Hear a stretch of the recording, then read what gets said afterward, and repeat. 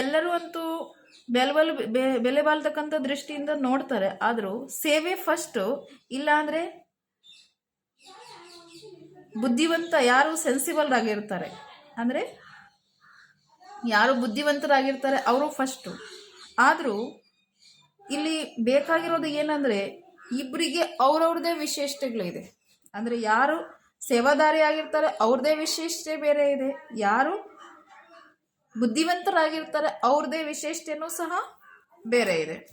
Sensible की planning बुद्धि ज़्यादा होगी लेकिन प्रैक्टिकल में लाने की विशेषता कम होगी. ಅಂದರೆ ಯಾರು ಬುದ್ಧಿವಂತರಾಗಿರ್ತಾರಲ್ಲ, ಬುದ್ಧಿವಂತ ಮಕ್ಕಳು ಅವರು ಪ್ಲಾನಿಂಗ್ ಬುದ್ಧಿ ಚೆನ್ನಾಗಿರ್ತಾರೆ, ಆದರೂ ಪ್ಲ್ಯಾನ್ಗೆ ಕರ್ಮದಲ್ಲಿ ತರೋದಲ್ಲಿ ಪ್ರಾಕ್ಟಿಕಲ್ ತರೋದು ವಿಶೇಷತೆಯಲ್ಲಿ ಕೊರತೆ ಇರುತ್ತೆ. और सर्विसेबल जो होता है वो प्लानिंग कम करता है लेकिन प्रैक्टिकल में आने का उसमें विशेष गुण होता है. कोई में सेंस भी होता है और कोई में और सर्विसेबल का गुण भी होता है. ತಂದೆ ಹೇಳ್ತಿದ್ದಾರೆ,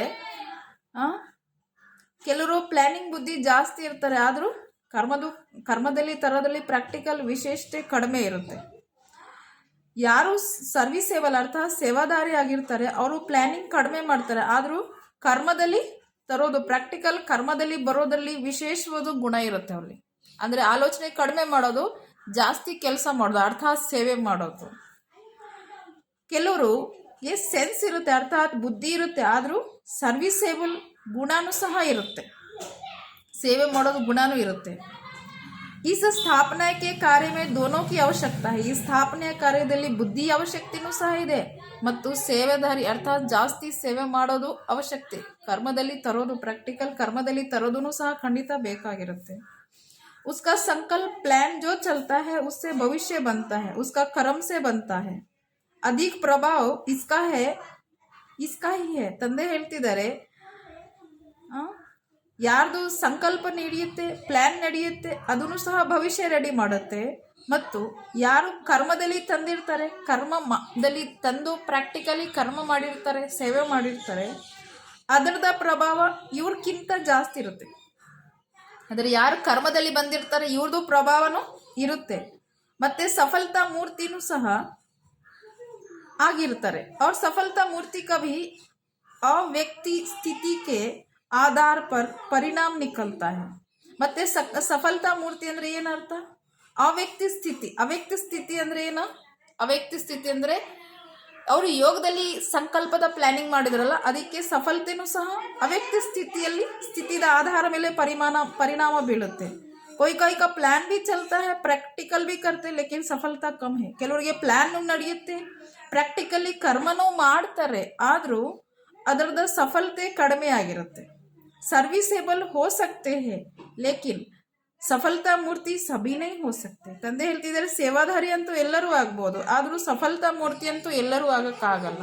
ಯಾಕೆಂದ್ರೆ ಇದು ಕೆಲವೊಂದು ವಿಶೇಷ ಆತ್ಮರಿಗೆ ಮಣ್ಣು ಮುಟ್ಟಿದ್ರೆ ಚಿನ್ನ ಆಗುತ್ತೆ ಅಂತ ಹೇಳ್ತಾರಲ್ಲ, ಅದು ಯೋಗಿ ಆತ್ಮರಿಗೆ ಮಾತ್ರ ಇರುತ್ತೆ ಆ ಪವರು ಅಂತ ಬಾಬಾ ಹೇಳ್ತಿದ್ದಾರೆ. ಇಲ್ಲಿ ಬಾಬನ ಭಾವಾರ್ಥ, कोई को ड्रामा अनुसार जैसे सफलता का वरदान हो जाता है उन्हों को मेहनत कम करनी पड़ती है, सहज सफलता मिलती है.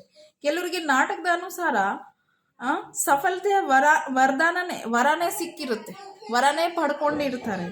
ಅವರು ಪರಿಶ್ರಮ ಕಮ್ಮಿ ಮಾಡಿದ್ರೆ ಸಹಜವಾಗಿ ಸಫಲತೆ ಸಿಗ್ತಾ ಇರುತ್ತೆ. ನಾಟಕದಲ್ಲಿ ಪ್ರತಿಯೊಬ್ಬರು ಪಾರ್ಟ್ ಇದು ಇದೆ, ಆದರೂ लेकिन ये चारों सब्जेक्ट में समान नंबर होना जरूरी है. ಈ 4 ವಿಷಯದಲ್ಲಿ ಸಮಾನವಾಗಿರೋದು ನಂಬರ್ ತೆಗೆದುಕೊಳ್ಳೋದು ಅವಶ್ಯಕತೆ ಇದೆ. ಯಾಕೆಂದರೆ ಹೇಗೆ ರೀತಿ ಪ್ರಪಂಚದ ಶಾಲೆಗಳಲ್ಲೂ ಸಹ ಹೇಳ್ತಾರಲ್ಲ, ಸಮಾನ ಎಲ್ಲದರಲ್ಲಿ ನಂಬರ್ ಪಾಸ್ ಇದ್ರೇ ಆಗಲೇ ಪಾಸ್, ಇಲ್ಲಾಂದರೆ ಫಸ್ಟು ಇಲ್ಲಾಂದರೆ ಟಾಪು ಅಂತ. ಸೇಮ್ ಇದೇ ಥರನೂ ಎಲ್ಲದರಲ್ಲಿನೂ ಸಹ ನಮ್ಮ ನಂಬರ್ ಸಮಾನವಾಗಿದ್ದರೆ ಒಳ್ಳೆಯದೇನೆ. ಅಚ್ಚಾ, ಓಂ ಶಾಂತಿ.